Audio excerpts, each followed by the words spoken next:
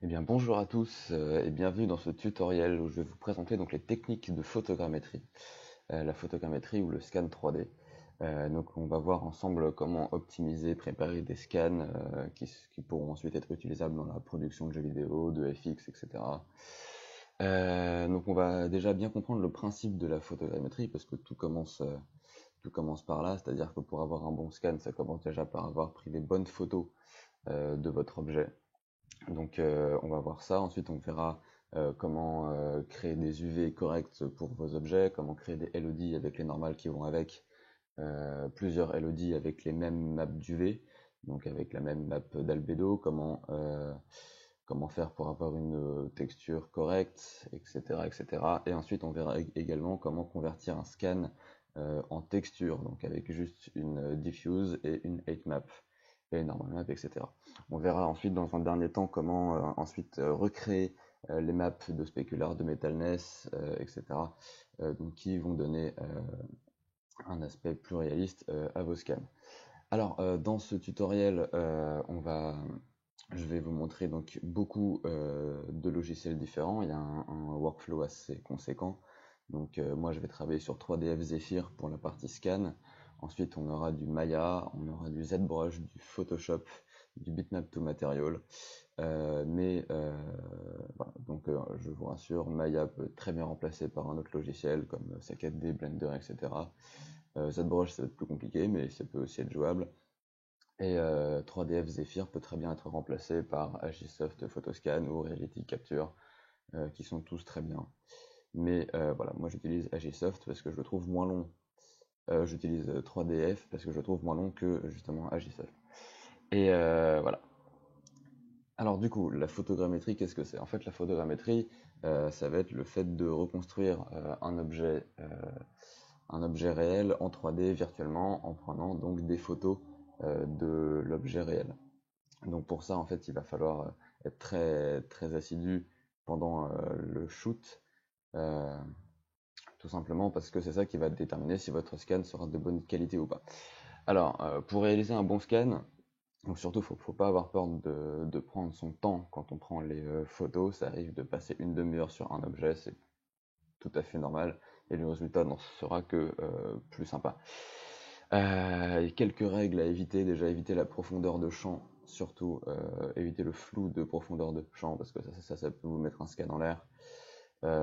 Évitez aussi d'avoir des lumières trop fortes au moment où vous prenez votre scan, c'est-à-dire que si le soleil tape beaucoup trop, vous allez avoir ensuite des ombres qui vont être béquées dans la texture, et ça c'est plutôt chiant, parce que du coup si vous voulez changer d'ambiance après en 3D, vous allez être un peu coincé.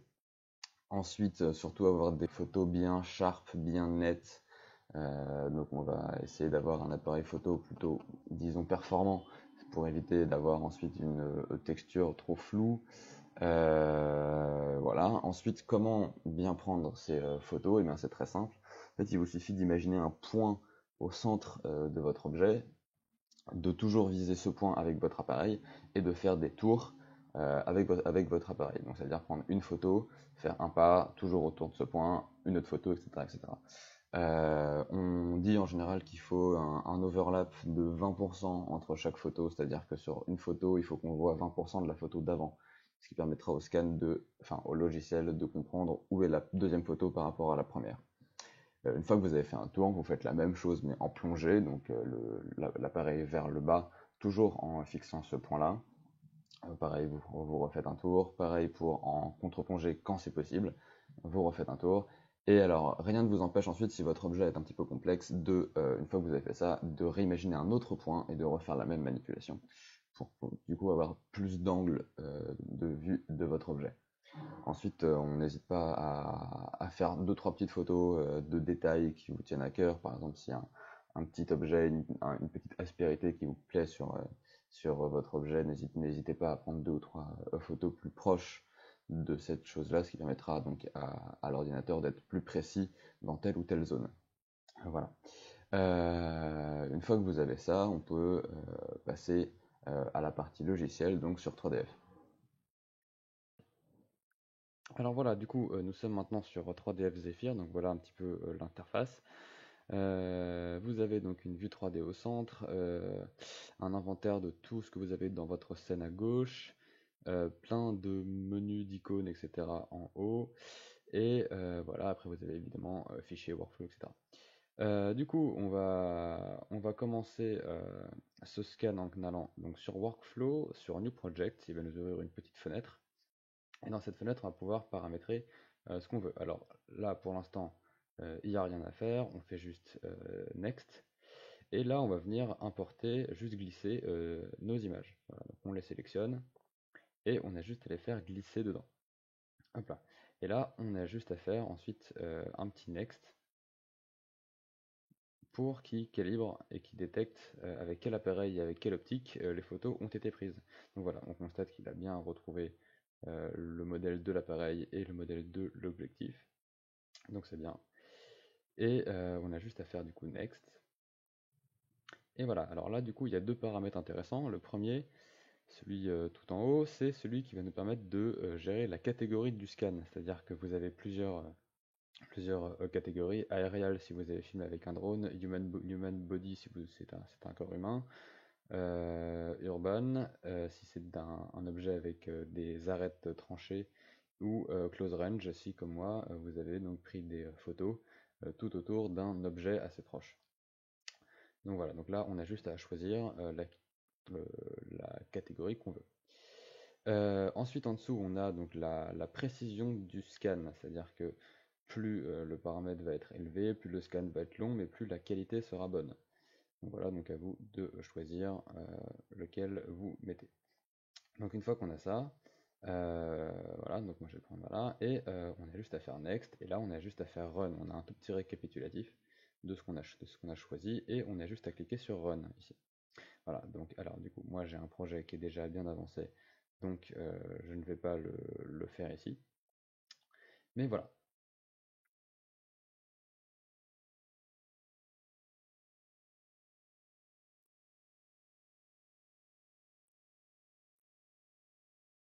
Voilà, donc le projet déjà bien entamé. Donc voilà, on peut constater que toutes mes images sont là, que voilà, et normalement vous devriez avoir ce résultat-là après la manip précédente.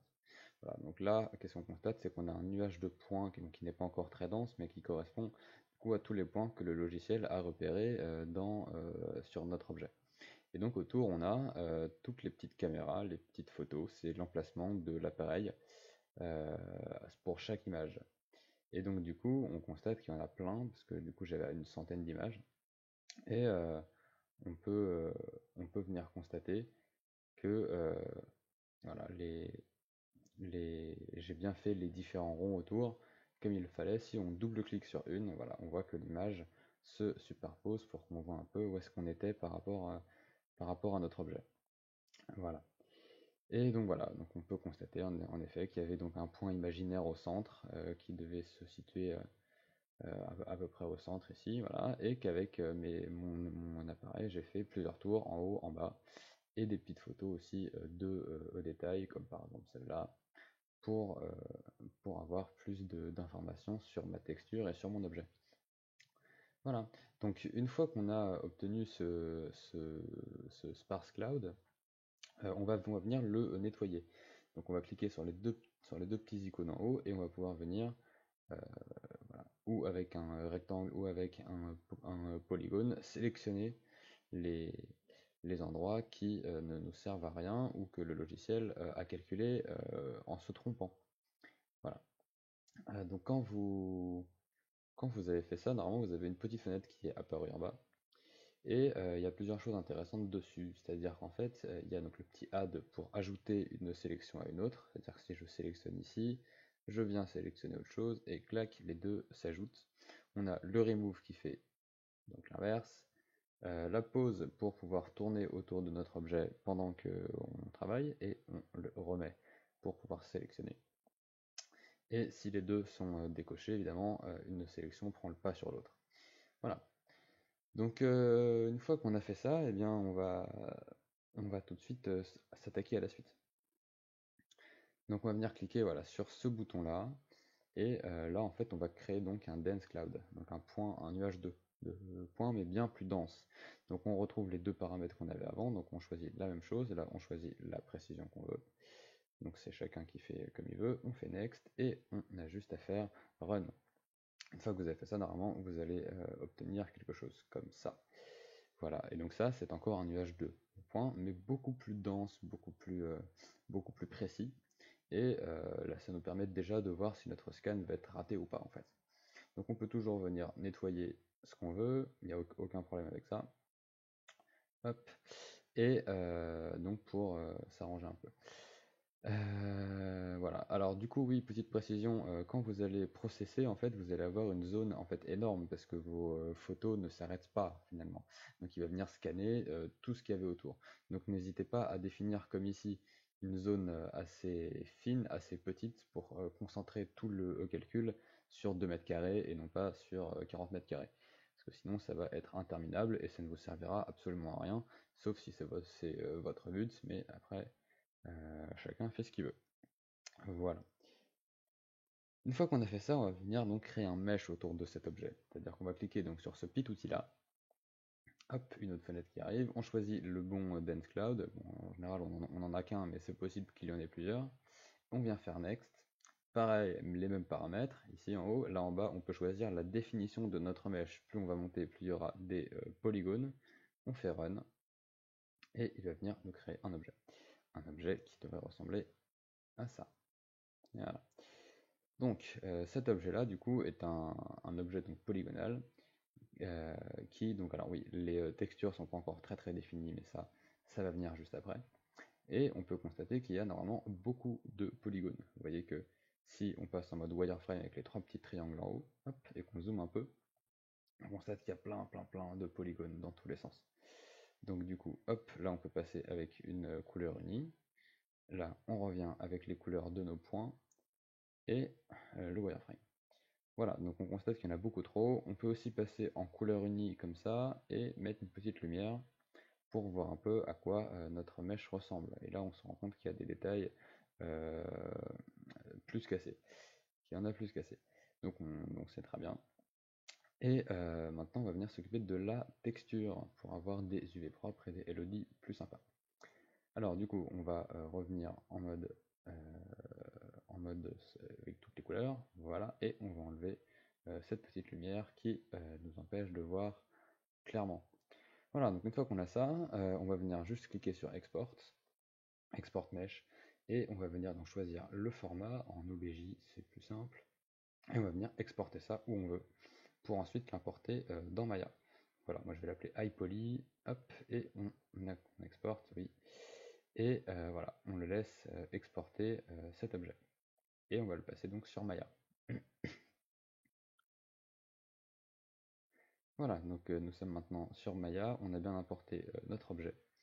Et la première chose à laquelle il faut faire attention, c'est surtout ne jamais changer les coordonnées de cet objet, ni le move, ni le scale, ni la rotation, parce que sinon ça peut tout foutre en l'air. Donc une fois qu'on sait ça et qu'on fait gaffe, donc on va juste venir alors déjà, hop, mettre l'outliner pour avoir une vue et le shelf, s'il vous plaît, voilà, pour avoir le GoZ. Donc, on va venir sélectionner notre objet et on va cliquer sur GoZ ici pour l'envoyer dans ZBrush. Et voilà. Maintenant qu'on est sur ZBrush, on va donc venir faire un nouveau document. Hop, nouveau document. Et on va venir faire un cliquer-glisser. On voit que notre objet est bien arrivé. Et on a juste à faire un cliquer-glisser ici et cliquer tout de suite sur Edit. Alors, un petit récapitulatif du déplacement dans ZBrush. Alors, un clic droit vous fera tourner. Voilà, un clic droit avec CTRL vous fera zoomer. Et un clic droit avec Alt vous fera vous déplacer dans un seul axe. Voilà. Donc, une fois qu'on a ça, on va entamer les hostilités. On va aller dans le menu Subtool ici. Donc, on sélectionne bien notre objet et on vient faire Duplicate. Voilà. Donc, on va prendre celui qui est en haut, on va le sélectionner et on va aller en bas sur Rename pour changer de nom et on va l'appeler Rotopo parce que c'est celui qui va subir une rotopologie, puissance 5. Donc, on va dans Géométrie, dans ZRemesher, et là on vient faire donc ZRemesher, tout simplement. Hop, donc on va attendre un petit peu que ça se fasse. Voilà, avec le petit hack coché. On vient faire ZRemesher, et donc le ZRemesher est en train de se faire. Et donc là, il est en train de décimer le nombre de polygones. Voilà. Donc on constate qu'il y a nettement moins de faces qu'avant. Là, il y a les deux qui sont l'un sur l'autre, du coup, c'est pas très facile de voir, mais il y en a nettement moins. Alors, une fois que ça c'est fait, hop, voilà, on va aller dans cette tool et on va masquer l'autre. Voilà, donc on peut voir maintenant un petit peu mieux qu'il y a quand même beaucoup moins de faces, quand même, plutôt efficace. Donc maintenant qu'on a ça, on va aller dans Z-Plugin, UV Master, et on va cliquer sur Unwrap. Voilà, Unwrap en fait qui va nous permettre de déplier nos UV de façon un peu plus propre, enfin de façon même très propre. Donc voilà, donc là nos UV sont développés et on peut vérifier à quoi est-ce qu'ils ressemblent en cliquant sur Z-Plugin et là sur Flatten. Voilà, nos UV ressemblent à ça. Donc c'est à peu près parfait. Donc on vient faire Unflatten, sinon ça ressemble à rien. Et on va pouvoir travailler sur cet objet-là. Alors, on va commencer par faire des divides dans géométrie, divide, et on va en faire plusieurs. Voilà, divide, et comme ça, on obtient un nombre de polygones élevé qui se rapproche de celui de notre high poly, donc ici un peu plus d'1 million. Et donc voilà, et donc on remarque ici la petite tirette qui est juste là, et qui nous permet en fait de venir qui nous permet d'avoir accès à tous les niveaux de détail, donc de chaque divide à chaque divide. Donc ça va être très pratique du coup pour faire nos LOD. Voilà, donc du coup maintenant ce qu'on va faire, c'est qu'on va se mettre sur le niveau de subdivision le plus haut, comme ceci. On va aller dans on va aller pardon, hop, le plus haut, on vient aller dans Subtool, tout en haut, on clique, enfin on fait réapparaître les deux objets, on sélectionne le low poly, enfin le rotopo, et on vient cliquer dans Project, et ici Project All. Voilà. Donc là ce qu'il va faire, c'est qu'il va venir projeter les détails du high poly sur le low poly. Du coup, on va avoir deux mèches assez similaires. Voilà. Donc maintenant, si on vient masquer le high poly, voilà, on constate que notre rotopo est quand même beaucoup plus défini, qu'il y a plus de petits détails et que c'est exactement ce qu'on veut. Donc c'est absolument parfait. Donc une fois qu'on a fait ça, eh bien, on va aller dans notre géométrie, on va venir au niveau de subdivision le plus bas, comme ceci. Et maintenant, on va aller dans Texture Map, UV Map, et là, on va venir sélectionner la définition de notre texture. Donc moi, hop, on va prendre ça. Et, ouais. Et du coup, ensuite, on va aller dans Normal Map, on va faire Create Normal Map, comme ceci. On va attendre 2 petites secondes, et on va avoir une Normal Map voilà, qui apparaît juste là. Une fois qu'on a ça, on va juste venir cliquer sur Clone Normal Map. Hop. Et elle vient apparaître ici à gauche. On clique dessus et on a juste à faire Export. Et on peut venir la mettre là où on veut, en n'oubliant pas de préciser dans le nom de la normale qu'il s'agit du niveau de subdivision le plus bas. On va donc venir mettre LOD1 par exemple. Voilà, LOD1. Enfin normal du coup LOD1. Mais voilà, donc on va venir l'enregistrer. Hop, une fois qu'on a fait ça, on va venir faire un petit GoZ et le renvoyer dans Maya. Voilà, donc dans Maya, on a donc notre iPoly qui est encore là, qu'on va venir enlever parce qu'il ne nous sert plus à rien. Et on a du coup notre LOD1 qui vient d'arriver, qui est tout propre, tout beau. Et on va venir le renommer, très important de le renommer, donc on va le renommer LOD1. Ça, on sait ce que c'est vrai. Une fois qu'on a fait ça, on va revenir dans ZBrush et ça va être l'étape un peu redondante, hein, ça va être toujours pareil, mais bon. Voilà, donc on vient monter d'un niveau de subdivision, on vient cliquer sur Delete Lower, comme ça c'est le niveau de subdivision le plus bas. On vient dans Normal Map, on en crée une autre, on vient la cloner et on la réexporte. Voilà, comme ça c'est long, mais au moins c'est efficace. Ah, je l'avais enregistré en PSD. Bon, PNG c'est mieux. Voilà, et on va la renommer du coup LOD2. Du coup, vu que c'est le LOD2. Et oui, normal, toujours devant. Voilà. Et donc, on va venir faire cette étape pour tous les niveaux de subdivision qu'on a créés avec le divide. Donc, le petit GoZ. Hop, sur Maya, l'autre est arrivé. Alors voilà pourquoi c'était important de toujours renommer. Parce que si on ne renomme pas, en fait, il vient juste mettre à jour l'autre, celui qu'on a fait avant. Donc, il vient écraser l'autre. Du coup, c'est pas terrible. Du coup, on renomme bien. Et dans ZBrush, on recommence un niveau de subdivision, delete lower, normal map, create normal map, clone normal map, et on vient l'exporter. Donc c'est LOD 3 maintenant. Voilà. Donc ça, petit à petit, ensuite le GoZ pour le renvoyer sur Maya, et on fait ça du coup pour chaque niveau de subdivision qu'on a créé. Mais bon, on va pas non plus faire tout, donc moi je vais directement aller au niveau de subdivision le plus haut, delete lower. Et donc là, vous ne pourrez pas du coup créer de normal map vu qu'il n'aura rien à y mettre, mais on va quand même venir l'exporter. Du coup, ça va être notre iPoly. Donc on va venir balancer ça sur Maya avec le GoZen.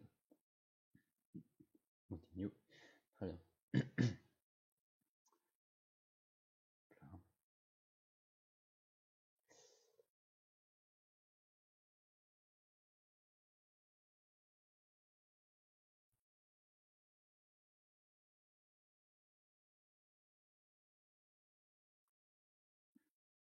C'est un peu long.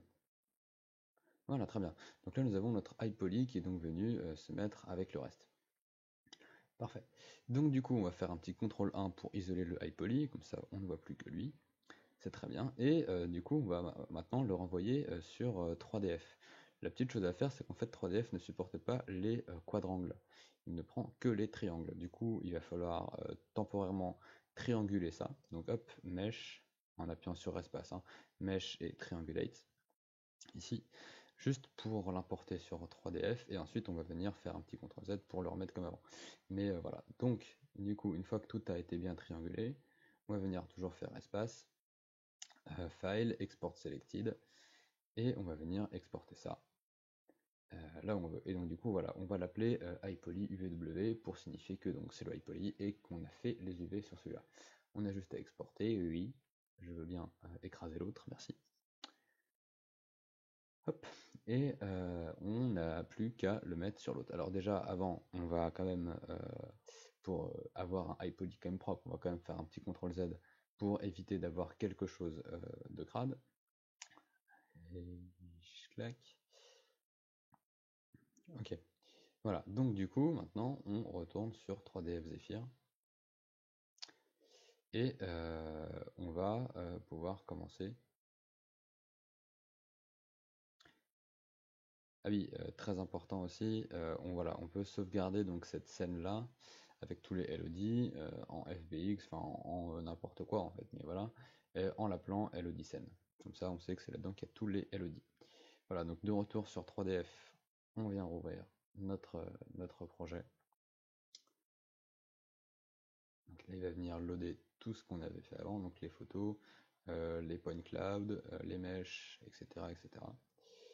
Et une fois qu'il aura fait ça, hop, s'il veut bien, voilà.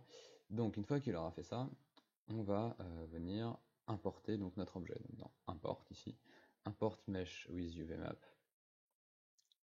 Et là, on va venir sélectionner donc notre objet. En cliquant ici, on vient le sélectionner. Et là, donc, il va calculer quelques petites secondes pour que notre objet soit loadé. Donc, comme il y a beaucoup de faces, ça peut être un peu long et un peu lourd. Donc voilà, ça lui arrive de cracher quelques instants, le temps de comprendre ce qui lui arrive. Et voilà.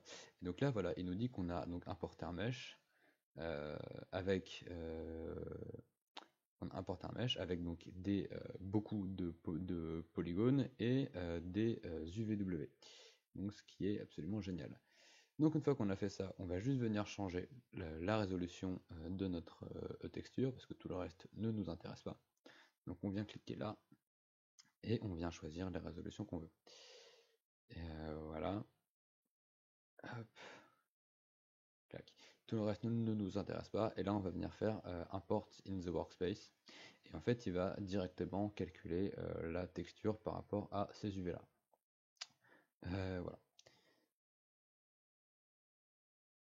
Donc, normalement, voilà, donc vous devriez obtenir quelque chose voilà, qui était comme ça avant, et vous devriez obtenir avec la texture quelque chose qui ressemble à ça. Voilà.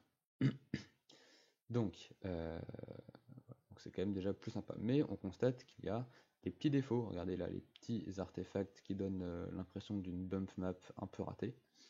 Donc il va falloir retoucher ça rapidement sur Photoshop. Mais rien de bien compliqué, ça se fait relativement vite. Donc on vient exporter le textured mesh en OBJ toujours. Hop, on vérifie bien que notre mesh c'est le bon. Alors le format, et voilà, donc on peut ici en haut choisir le seul mesh qu'on veut. En fait, il est possible d'avoir plusieurs meshes en fait dans un seul projet. Là, j'en ai qu'un parce que c'est assez rare d'en avoir plusieurs, mais voilà. Ici, on peut venir choisir celui qu'on veut. Une fois qu'on a fait ça, on vient faire export et on va venir ouvrir notre texture dans Photoshop. Hop là. Donc la texture est importée. Et alors du coup, il faut savoir que ZBrush a un petit défaut, c'est-à-dire qu'à chaque fois qu'il crée des textures, il les flippe par rapport aux UV. C'est un peu dommage, mais du coup, il est important de faire un flip vertical pour retrouver, enfin pour que votre map d'UV, enfin votre texture colle bien aux UV que ZBrush vous a créé. C'est un peu bizarre, mais c'est comme ça. Et voilà. Donc du coup, un petit CTRL T. Alors déjà, on va venir déverrouiller ce calque en double cliquant dessus, en faisant OK. Et on va faire du coup un petit CTRL T. Et on va venir faire une petite transformation pour...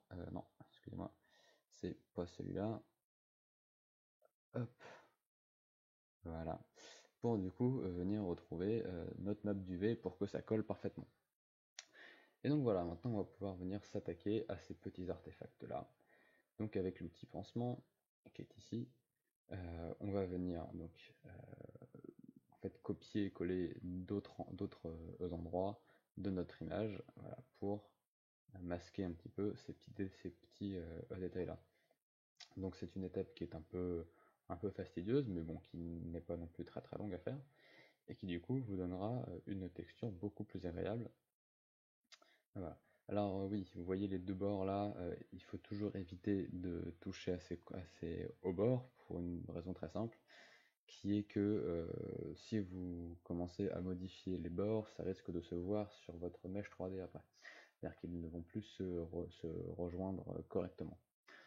Donc voilà, une fois qu'on a un peu avancé ça, il y en a un peu partout, hein, donc il faut faire attention, mais bon, voilà, on va pas tout faire ici parce que ça prend quand même quelques minutes, et ce tuto est déjà assez long comme ça. Du coup, une fois qu'on a fait toutes ces petites choses-là, on va venir du coup importer cette texture-là, sur Bitmap to Material pour venir créer euh, toutes les maps de roughness, de métallique, etc. Et bien voilà Bitmap to Material, qui est un logiciel par Allegorithmic, donc Substance Painter, etc., qui en fait permet de recréer artificiellement des maps. Donc voilà, on vient importer notre objet ici en tant que main input, notre texture, pardon, en tant que main input, et voilà, on voit que on veut donc changer la géométrie, mais on peut tourner autour de notre objet et voir comment est-ce que l'environnement réagit avec lui. Voilà.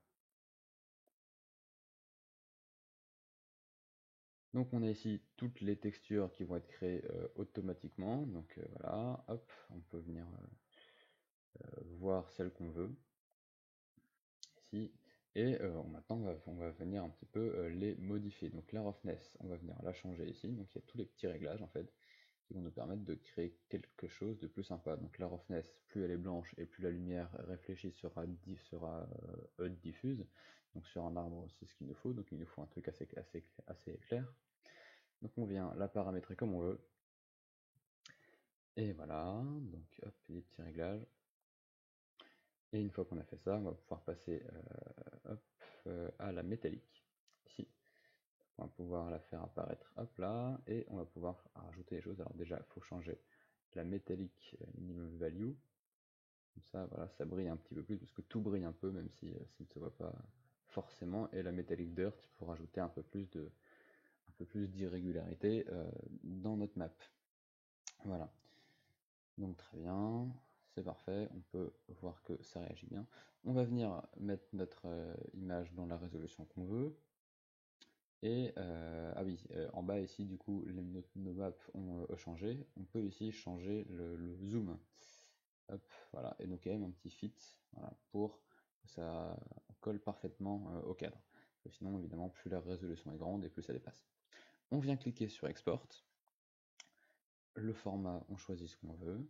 Là, on vient mettre un nom, donc là, je vais appeler ça Tree Scan, parce que c'est un scan d'arbre, hein, rien de bien compliqué. Et on va venir mettre un petit tiret de 8 en bas, du coup, et on va venir dans Pattern, ici, choisir le Output Name. En fait, comme ça va s'appeler TreeScan, donc le petit underscore, et ensuite ça va s'appeler donc albedo, normal map, etc. en fonction de la texture qui sort. Là, on peut venir cocher uniquement ce qu'on veut, donc moi j'ai pas besoin de tout, donc je vais en enlever. Voilà. Il y a un bouton pour faire tout à la fois, mais tant pis. Hop, voilà. Là, on vient choisir où est-ce qu'on veut envoyer ça. Et alors, bitmap to material exportera dans la résolution dans laquelle vous travaillez. Donc pensez-y. Dernière chose aussi, bitmap n'a pas de save, c'est-à-dire que si vous quittez comme je viens de le faire, il ne vous dira pas, au fait, il faut sauvegarder. Voilà.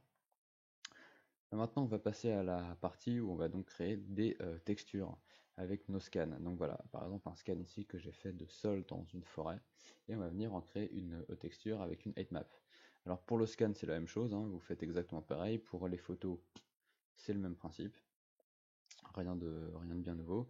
Sauf que une fois que vous aurez fait toutes les étapes qu'on a faites avant, en fait, comme on n'a pas besoin de créer d'UV, etc., on va directement venir cliquer ici. Et là, en fait, il va venir nous créer une texture directement. Alors, on choisit les caméras qui vont nous servir à créer la texture. On fait Next. Là, on met la résolution. Là, surtout, on laisse 1, parce que sinon, ça va faire n'importe quoi. Donc, on met la résolution qu'on veut. On fait Next et on peut faire Run. Et là, du coup, il va directement nous créer la texture. Donc, avec des UV absolument atroces, mais on s'en fiche. Voilà. Donc, une fois qu'on aura fait ça, on viendra faire Export Texture and Mesh. Et on va choisir déjà le bon mesh, parce que là, j'en ai déjà deux. C'est embêtant. Hop. Et on vient donc exporter ça là où on veut. Voilà, donc une fois qu'on l'a ouvert sur Maya, donc voilà, il est là, il est beau, on va juste venir le sélectionner et l'envoyer sur ZBrush. Hop, on sélectionne et on envoie avec le Go Z. Et donc voilà, donc une fois qu'on est, hop, oui, une fois qu'on est sur ZBrush, donc on voit qu'il est bienvenu, on va créer du coup un nouveau document. Bon alors moi là ça me sert à rien, mais si vous avez quelque chose d'ouvert, c'est très bien. Donc nouveau document. Et là, dans document, on va venir faire en bas, on va venir mettre la résolution de la texture qu'on veut avoir à la fin. Donc là, moi je vais mettre 1024 par 1024 et on vient faire resize. Clac. Et là, on a un document de la taille de notre texture. Donc bien carré, c'est le plus important. Là, on vient faire le cliquer glisser pour importer notre objet. Voilà. On clique sur Edit pour avoir notre objet 3D. Et on va venir importer la texture. Donc là elle y est déjà, mais normalement vous cliquez sur Import ici, vous la sélectionnez, elle va apparaître et voilà. Alors oui, ZBrush, donc je vous avais dit flip toujours les textures, du coup il faut la flipper verticalement. Ah dommage, c'était l'autre. Et je remets comme ça, voilà. Donc là c'est très pixelisé, mais c'est parce que mon export de 3DF est moche. Donc là on clique ici sur Flat Color pour avoir quelque chose de plus sympa. Et on va pouvoir commencer à travailler. Donc vous allez voir que c'est assez simple. Donc on vient choisir une zone qui nous intéresse. Hop là, pas trop non plus. Et hop, voilà. Et là tout bêtement, on va venir on va venir dans ici texture, et là on va venir faire grab doc. Hop, et donc là on voit qu'il nous a chopé notre texture. Donc on a juste à faire export, à l'exporter où on veut. Je vais me faire un nouveau dossier qui va s'appeler export ZBrush. Voilà. Et on va appeler ça, oui, hop, on va appeler ça diffuse. Voilà. Une fois qu'on a fait ça, on va faire pareil pour la height-map, tout simplement. Donc on va ici dans alpha, on clique, et on fait, hop là, et on fait grab doc en bas. Et pareil, il nous sort du coup une alpha. Et hop là, une très belle alpha qui est tout à fait comme on l'espérait. Donc on a juste à faire export et l'enregistrer également. Je précise que du coup, pour avoir une alpha correcte, il faut bien que votre scan soit bien en face de votre document pour pas qu'il soit en perse. Une fois qu'on a fait ça, on peut fermer. Hop, non. On peut fermer Maya aussi. Et on retourne dans bitmap to material. Voilà, donc ici maintenant, on va pouvoir venir faire glisser notre texture. Notre texture, donc du coup, en tant que main input. Hop là, voilà. Main input. Et elle apparaît ici. Du coup, maintenant, le but, ça va être de la faire tiler, parce que là, elle ne tile absolument pas. Et pour une texture, c'est chiant. Du coup, dans Global, on vient ici prendre le Make It Tile, et on va venir le mettre en random.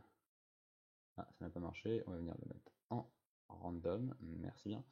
Et du coup, voilà, on voit que maintenant, on a une texture qui tile parfaitement. On peut venir enfin, on peut venir modifier les paramètres du tile, on peut même venir changer la méthode, mais moi je vais rester en random ici. Et on va pouvoir également du coup créer toutes nos maps, la roughness et la métallique, etc. et la normale, voilà, qui se gère dans le canal relief.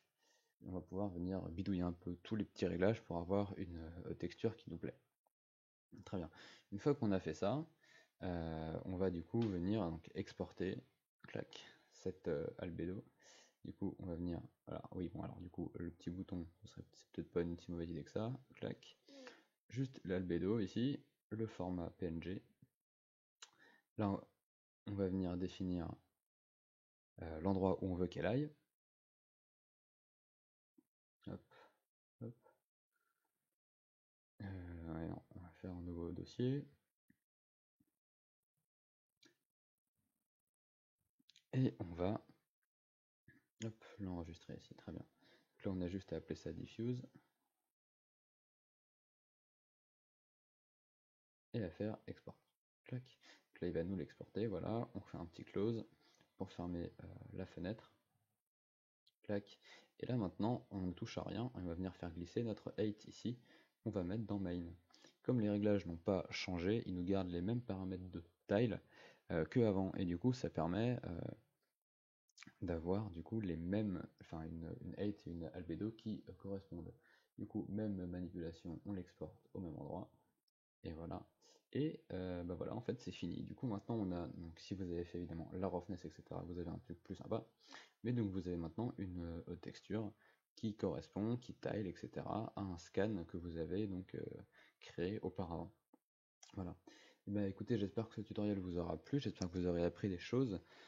Sur ce, je vous souhaite une très bonne journée, soirée, nuit, et je vous dis à bientôt. Salut!